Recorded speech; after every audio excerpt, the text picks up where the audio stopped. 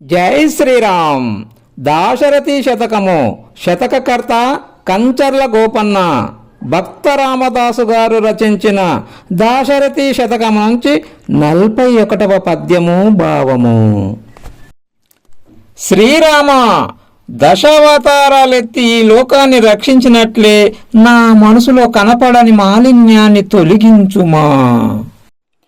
జలనిధిలోన దూరి కులశైలము మీటి ధరిత్రి కొమ్మునందల పడమీటి రక్కసుని యంగముగీటి బలీందురు నింద్రసాతలమున మాటి పార్థివ కదంబు గూల్చిన మేటి రామ నా తలంపున నాటి రాగదవే దశరథి కరుణాపయోనిధి.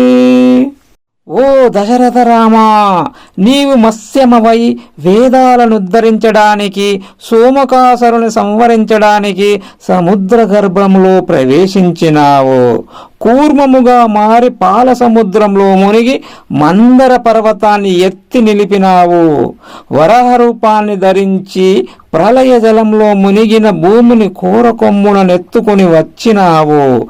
నరసింహుడవై నీ భక్తుడైన ప్రహ్లాదుని రక్షించడానికి హిరణ్యకశిపుని దేహమును చీల్చినావు. వామనుడవై బలిచక్రవర్తిని పాతాళమునకు అనగద్రొక్కినావు.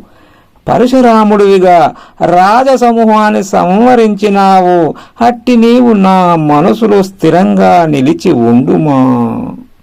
జై శ్రీరామ్. ధన్యవాదములు.